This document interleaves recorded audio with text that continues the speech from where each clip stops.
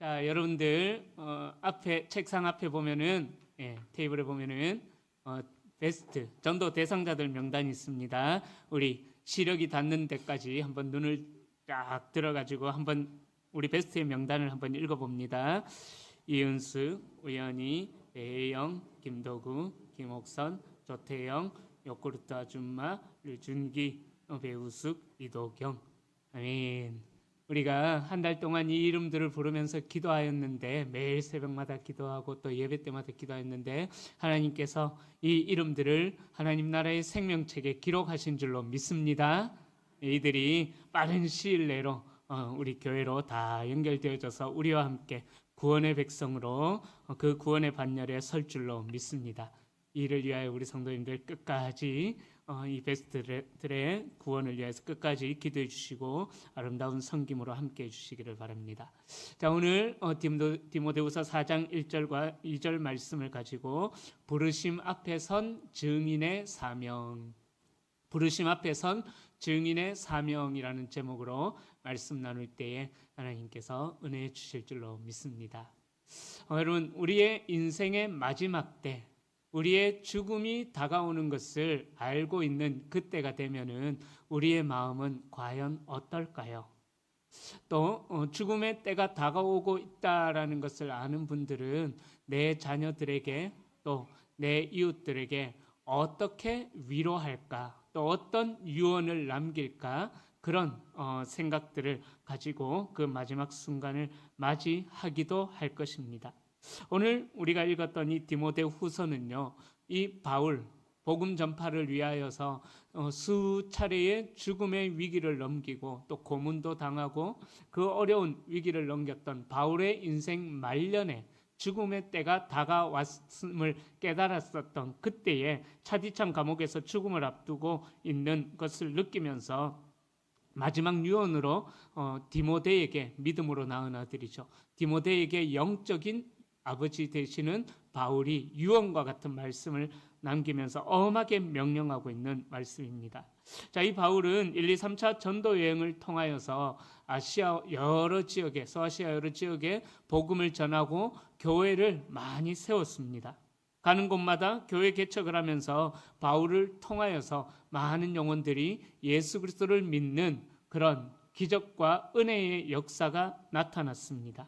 그렇게 바울이 복음 전파를 위해서 달려가는 동안 또 바울을 함께 후원하며 도와주고 물질로 기도로 섬겨주는 이들도 많이 있었습니다.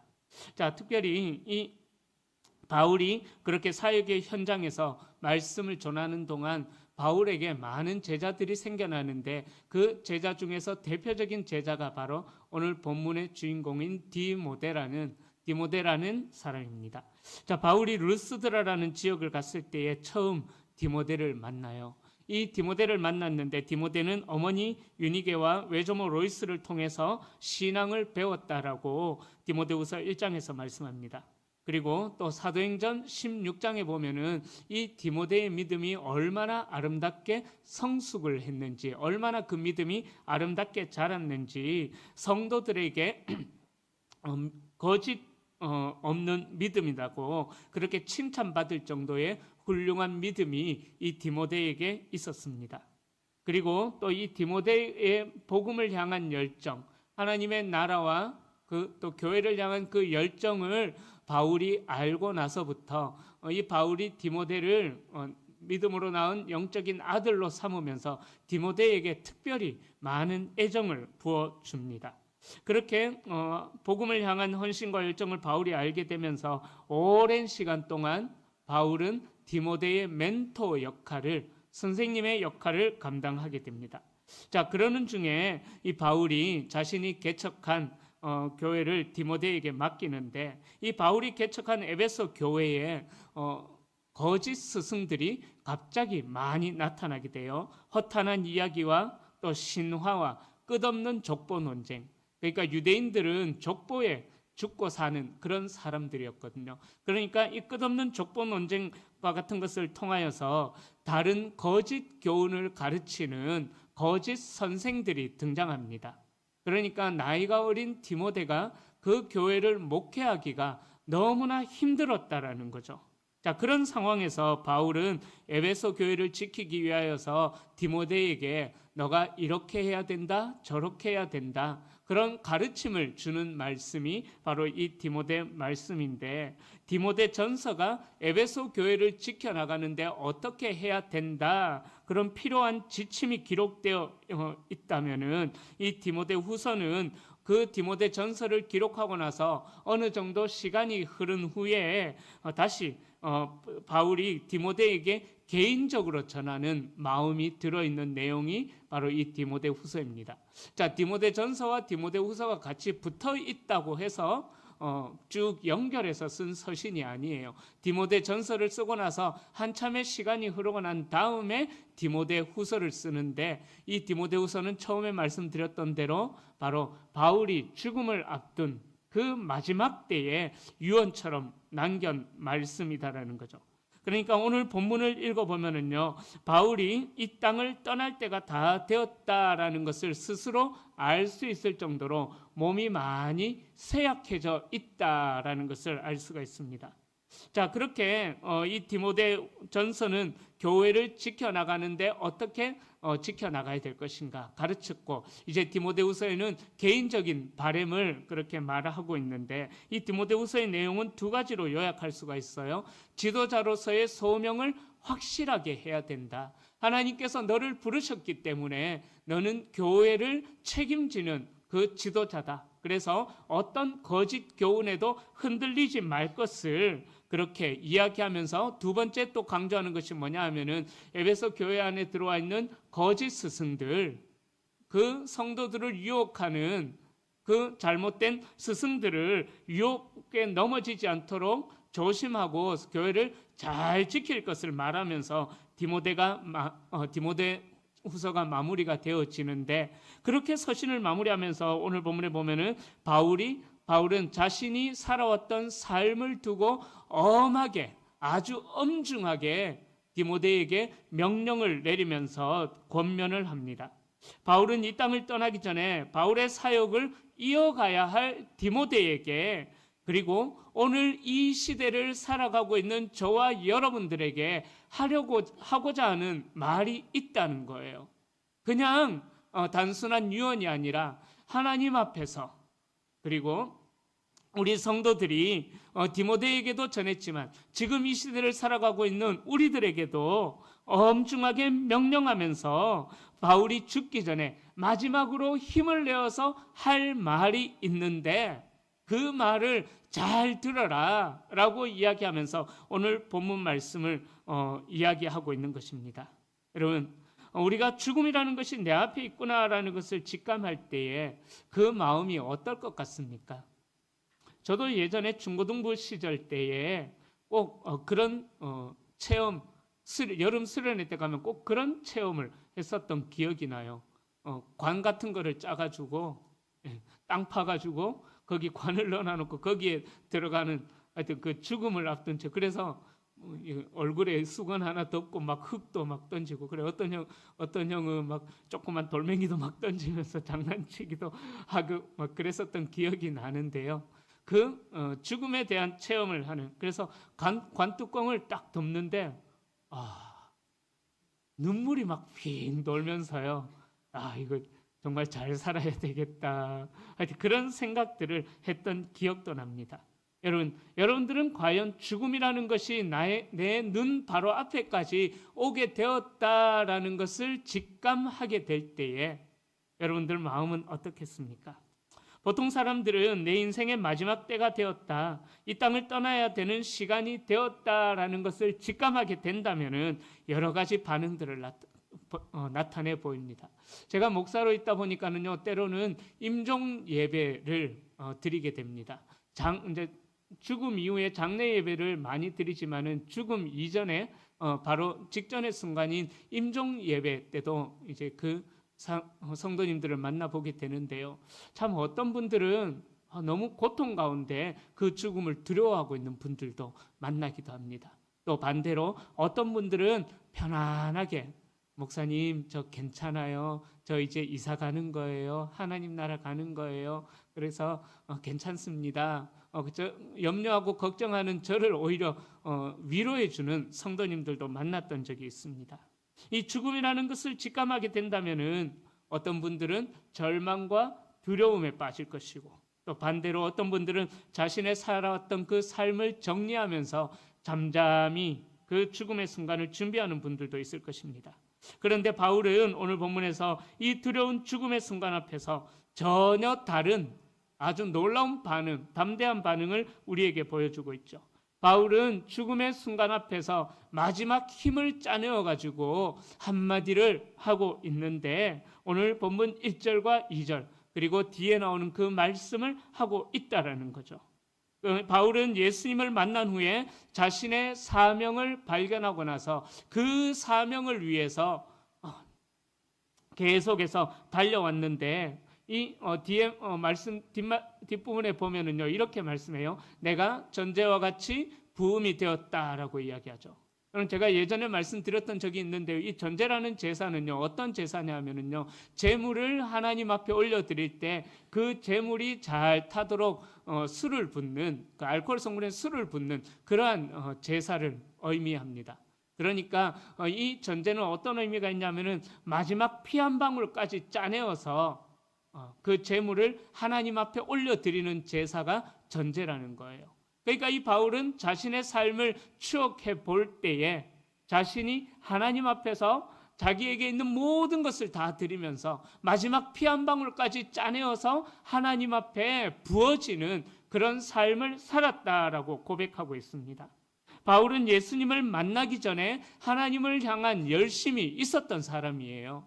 바울이 절대로 열심이 없었던 사람이 아닙니다. 그런데 그 열심의 기준이 잘못되었죠. 바울은 하나님 앞에서 자기 자신의 열심이 기준이 되는 그런 성실함을 보였던 사람이었습니다. 그러나 예수를 만나고 난 뒤에는 자신이 기준이 되었던 그 열심, 자신이 기준이 되었던 그 성실함에 변화가 일어났다라는 거죠. 예수님을 만나고 나서는 그 목적이 바뀌어진 것입니다.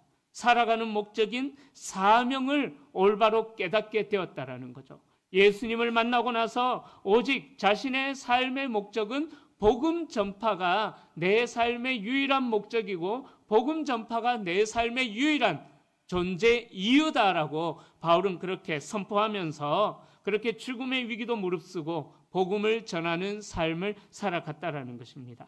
자, 그런 삶을 살아왔던 바울이 오늘 본문에서 믿음으로 낳은 아들에게, 그리고 오늘 이 시대를 살아가는 저와 여러분들에게 엄하게 명령을 내리고 있는데, 그 명령이 무엇이냐? 그것을 우리가 살펴보려고 합니다. 여러분, 우리 교회가 지금 어떤 행사를 준비하고 있죠? 그죠? 베스트 전도 축제를 준비하고 있습니다. 베스트 전도 축제를 준비하면서 매주 토요일마다 노방 전도를 진행하고 있습니다.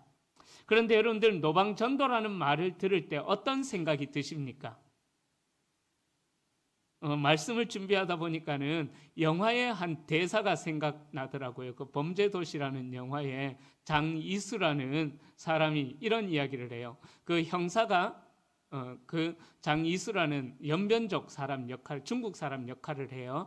그 장이수라는 사람에게 찾아와서 너 나 좀 도와줘야겠다 하면서 그 장이수라는 사람을 데리고 가서 하여튼 공적인 업무를 많이 보게 합니다. 그런데 이 장이수라는 사람은 그 마동석 씨죠. 그 형사가 귀찮은 거예요. 그러니까 그 마동석이가 찾아올 때에 이렇게 이야기합니다. 또 찾아와서 못 살게 구네 하면서. 자, 제가 어떤 말씀을 드리면, 전도라는 말을 들을 때 여러분들 이런 생각들 혹시 하지 않습니까? 또 귀찮게 구네. 또 그냥 내 혼자 신앙생활 잘하면 되지. 또 찾아와서 또 못 살게 구네. 저는 실제로 그런 생각들을 했었거든요. 이 전도라는 말을 들을 때 참 부담이 많이 되었었습니다. 그런데 사람들은 보통 전도라는 말을 들으면은요, 대부분의 성도님들이 이런 생각을 아니합니다. 전도는 교회 성장을 위한 도구다. 그죠? 전도는 교회 성장을 위한 도구다. 보통 이런 생각들을 많이 합니다. 그래서 이 교회 성장을 위한 세미나라는 이름으로 전도 폭발 무시하는 거 아닙니다. 교회 성장이라는 이름으로 전도 폭발이라든지 오이코스 전도 세미나라든지 고구마 전도왕, 옛날에 진돗개 전도왕, 하여튼 가진 식물과 가진 동물들을 비유하면서 전도왕들에 대한 이야기가 참 많이 있었습니다. 그렇게 전도 세미나라는 이름으로 열려지는 모든 강연은 마치 어떤 회사가 있다면은 그 회사를 성장시키기 위한 도구로 사용되어지는 것. 우리가 전도를 생각할 때에 그렇게 생각하면서 교회 성장을 위한 열쇠, 어떤 전도 세미나, 그런 이름으로 세미나가 많이 개최가 되어졌습니다. 물론 아니라고 저도 말할 수는 없지만, 그러나 여러분들, 그 말은 정말 잘못된 말입니다. 전도는 교회 성장을 위한 도구가 되어서는 안 되는 것입니다. 전도는 복음을 받은 자가 그 복음의 생명력을 따라서 살아내는, 곧 하나님의 부르심을 받은 자의 삶의 방식이 전도가 되어져야 한다는 거예요. 오늘 본문이 그것을 이야기하고 있습니다. 우리는 전도하러 갑시다 하면은 왜 귀찮게 이렇게 자꾸 나오라고 하냐, 그런 생각들을 하지만, 오늘 바울은 마지막 유언을 디모데에게 전하면서 예수님을 믿는 자라면, 하나님의 은혜를 받은 자라면은 그 은혜를 받은 모든 그리스도인들이 살아내야 할 삶의 방식이 뭐냐? 너는 때를 얻든지 못 얻든지 말씀을 전하는 자리에 있어야 된다라는 것을 바울이 죽음을 앞두고 마지막 유언으로 디모데에게 마지막 힘을 짜내어서 강조하고 있는데, 엄하게 명령을 하면서 강조하고 있는 것입니다. 자, 오늘 본문 2절 말씀은요, 헬라어의 문장 구조상 1절에 나오는 엄숙한 서언에 기반한 명령형 문장들로 구성되어져 있습니다.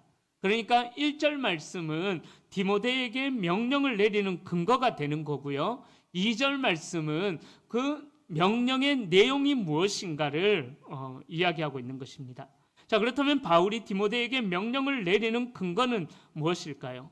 자, 바울은 이 명령의 근거를 1절에서 3가지로 제시하고 있습니다. 첫 번째, 하나님 앞에서 엄하게 명령을 내리고 있다라는 거예요. 하나님 앞에서 엄하게 명령을 내리고 있다. 자, 코람데오라는 말을 들어보셨죠? 코람데오, 하나님 앞에서라는 뜻입니다. 그러니까 우리 모든 성도님들은 늘 하나님 앞에서 살아가는 존재들이라는 거죠. 자, 그렇게 우리의 모든 사역은 하나님 앞에서 이루어지는 사역들이 되어야 된다는 거예요. 그리고 두 번째로 바울이 그 명령의 근거를 이야기하는데, 살아있는 자와 죽은 자를 심판하실 그리스도 예수 앞에서 엄중하게 명령을 내린다라고 이야기합니다. 그러니까 이 전도라는 것은 그냥 이 현세적인 효과를 위한 것이 아니라 장차 재림하실 예수 그리스도의 심판대 앞에서 드러날 사명이 된다라는 거예요. 자, 그리고 세 번째로 그의 나타나심과 그의 나라를 두고 엄중하게 명령을 내린다라고 말씀합니다. 무슨 말이냐 하면은, 복음이라는 것은 주님의 재림과 주님의 나라의 도래를 준비하는 일이다라는 거죠. 그러니까 이 전도라는 것은 주님이 재림하시는 그날을 준비하는 일이다라는 거예요. 여러분, 주님이 재림하시는 그 영광스러운 순간에 우리는 모두가 다 하나님 앞에 설 자들이다라는 것입니다. 그러니까 우리는 주님의 재림을 준비하는 자의 삶의 자세가 어떻게 돼야 되느냐?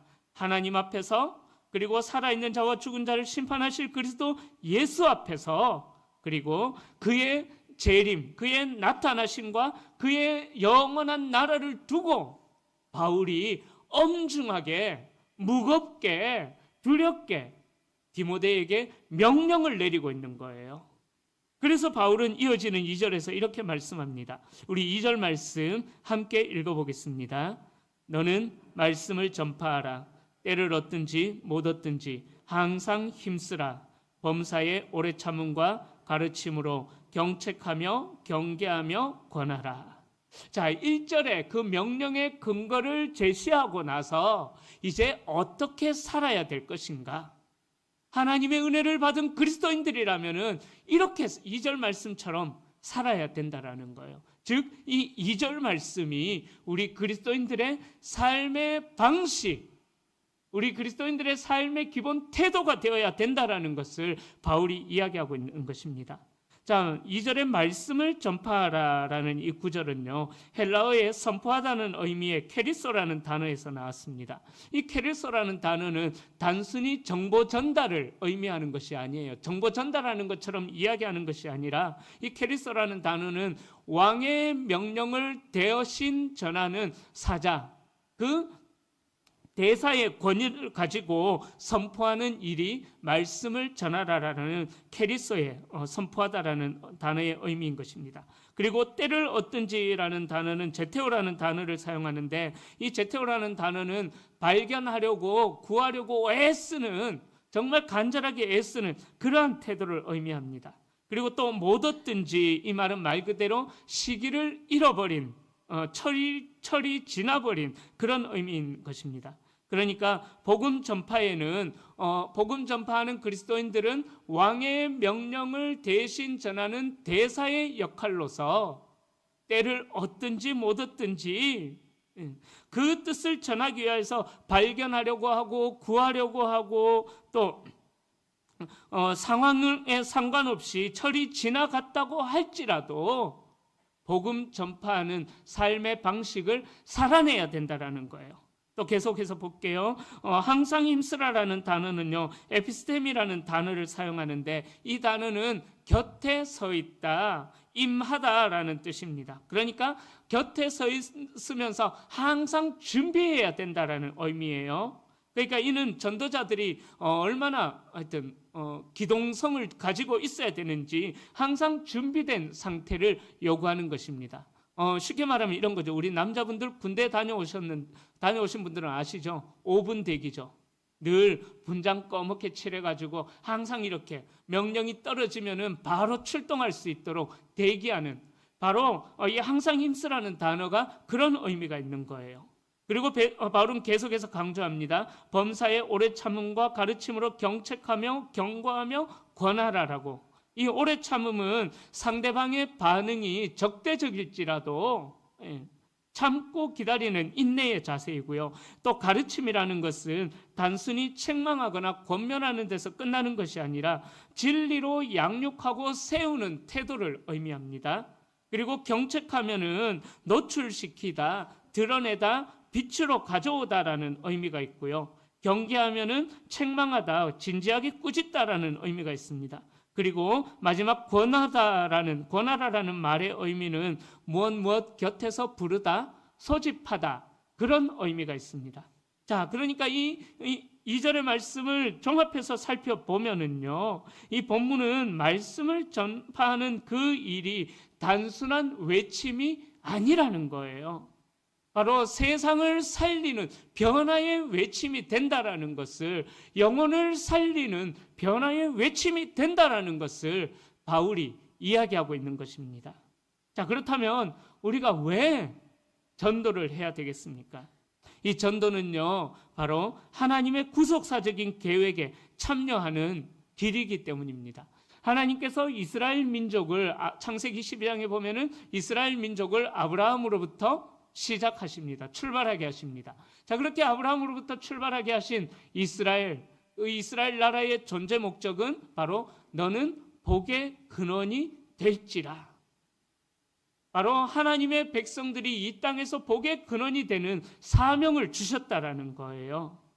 그리고 나서 요한계시록에 이르기까지 하나님께서는 바로 이 하나님의 백성들을 통하여서 모든 민족에게 복을 주시려는 계획을 다 드러내셨는데, 이 하나님의 복을 전하는 그 일에 바로 우리 그리스도인들이, 예수 그리스도를 믿는 우리들이 그 일을 감당해야 되는 사명자로 저와 여러분들은 부름을 받았다라는 것을 이야기합니다.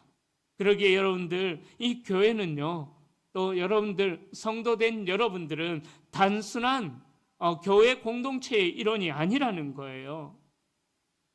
여러분들은 복음을 세상에 선포하기 위해 태어난 선교적인 사명을 부여받은 성도님들이라는 것입니다. 여러분, 그러기에 이 전도를 외면하는 길은요, 우리 성도됨의 본질을 외면하는 그러한 자들이라는 거예요. 바울은 전도의 이유를 예수 그리스도의 심판과 오늘 본문에서 연결을 하고 있습니다. 여러분, 우리가 복음을 전하지 않으면 누군가는 그 복음을 듣지 못한 채 심판을 맞이하게 되는 것이죠. 우리는 그러기에 이 땅에서 복음을 전해야 되는 파수꾼의 역할을 맡은 자들입니다. 에스겔 3장에 보면은 하나님은 파수꾼의 책임을 말씀하시면서 말하지 않으면, 전파하지 않으면, 파수꾼이 된 너희들이 전하지 않으면은 그 핏값을 너희들에게 묻겠다라고 에스겔서 3장에서 분명하고도 두렵게 말씀하고 있습니다. 여러분, 하나님께서 우리에게 이 전도, 하나님의 말씀을 전하고 사람들을 예수 그리스도께로 인도하는 이 일을 우리에게 사명으로 주셨는데, 우리가 이 사명을 감당하지 못할 때에는 에스겔 3장 말씀을 기억하셔야 돼요. 이들이 그리스도의 재림의 심판의 날이 되었을 때에 그들이 받게 될 핏값을 우리들에게도 묻겠다라고 이야기하시는 거예요. 그래서 바울은 복음으로 구원받은 성도는 복음을 전하는 사명 안에서 그리스도인의 정체성이 완성되어진다라는 것을 이야기하고 있는 것입니다. 그러기에 이 복음 전파는 해야 할 일이라는 사명을 넘어서서 우리가 존재한다면은 우리를 통해 드러나야 되는 삶의 방식이 바로 복음을 전하는 삶의 방식이다라는 것입니다. 미국의 뉴저지 출신인 세뮤엘 오스틴 모펫 선교사님이 1890년에 한국에 오게 됩니다. 그래서 이 선교사님은 그 이름 모펫이라는 이름을 따라서 한국식 이름을 짓게 되는데 마포 삼열 선교사님입니다. 여러분들이 한 번쯤은 들어보셨을 것입니다. 마포 삼열로 알려진 이 선교사님은요, 1893년에 평양에 집을 마련하면서 열심히 복음을 전합니다. 자, 이 선교사님이 땅에 복음을 전하면서 단지 교회를 짓는 데만 집중하지 않았습니다. 이 마포 삼열 선교사님은 교회 건물을 짓는 데 집중했던 것이 아니라 영혼에게 복음을 전하는 그 일에 집중이 되는 사역을 했습니다. 그래서 그 선교사님은 이렇게 이야기해요. 나는 교회를 지으러 온 것이 아니라 사람을 세우러 왔습니다. 너무 멋진 말이죠. 나는 교회를 지으러 온 것이 아니라 사람을 세우러 왔습니다. 자, 그가 키웠던 한 사람이 바로 평양대부흥의 씨앗이 되었던 구심점이 되었던 바로 길선주 목사님이었습니다. 마포 삼열 선교사님을 통하여서 예수를 영접한 길선주는 목사가 되어서 거리마다 복음을 외쳤고 만나는 사람마다 주님께 인도했습니다. 한 기록에 의하면은 연간 350만 명에게 복음을 전할 정도로 아주 열정적인 그러한 복음의 사람이었다라고 기록에도 남겨져 있습니다. 그를 통해서 7만여 명이 예수를 믿게 되었다라고 이야기를 하고 있습니다.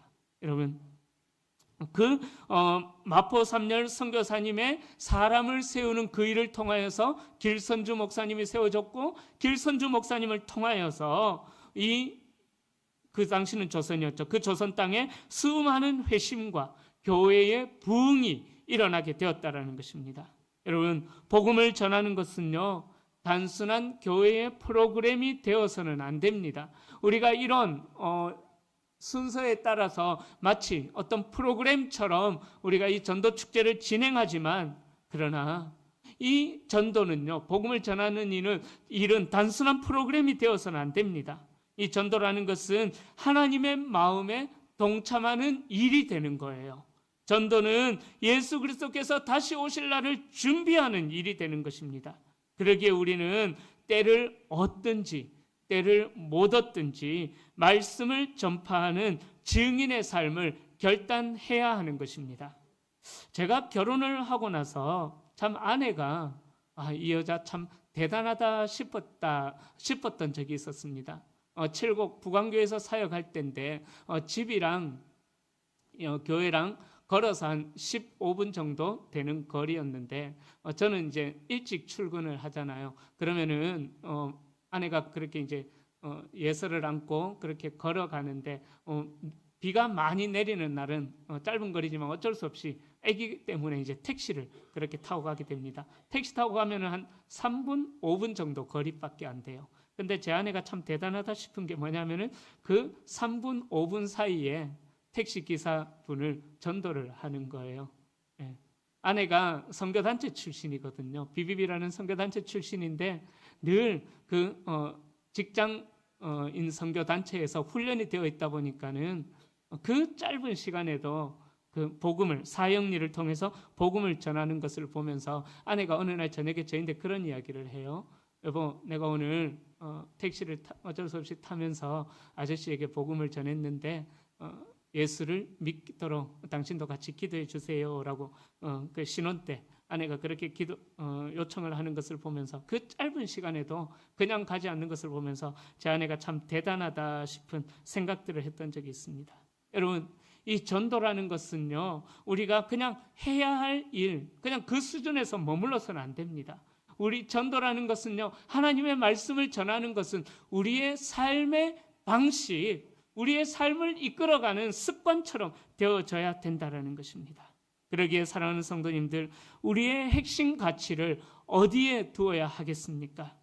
여러분, 우리의 핵심 가치는요, 주와 복음이 전파되어는 그 일에 우리의 삶의 핵심 가치를 드리면서 살아가야만 합니다. 우리는 이 땅에서 사는 동안 정말 열심히 살아야 합니다. 그러나 이 열심히 사는 목적이 나를 통하여서 복음이 전파되어지는 그 일에 우리는 열심을 내면서 살아야만 하는 것입니다. 바라기는 이번 전도축제 이제 한 주 남았습니다. 이 마지막 남은 주간 오늘 이 말씀이 여러분들의 삶 속에서 열매 맺혀질 수 있기를 소원합니다. 저는 교회에서 만들어준 명함을 늘 가지고 다닙니다. 명함을 가지고 다니면서 이 사람이랑 이야기가 좀 통한다 싶으면은 제 명함을 드리면서 저는 대구 성도교회 담임 목사입니다. 당신을 우리 교회에서 꼭 만났으면 좋겠습니다. 라고 그렇게 모르는 사람에게 저는 그렇게 전하기도 합니다. 여러분, 이 십자가의 복음, 하나님께서 저와 여러분들에게 맡겨주신 복음인 것입니다. 그러기에 우리는 복음을 받았기에 이 복음에 따라서 우리는 우리의 삶을 만들어 가야 된다는 거예요. 예수 그리스도를 따르는 제자로서 삶의 기본 본질, 삶의 기본 방식이 복음을 전하는 삶이 되어야 하는 것입니다.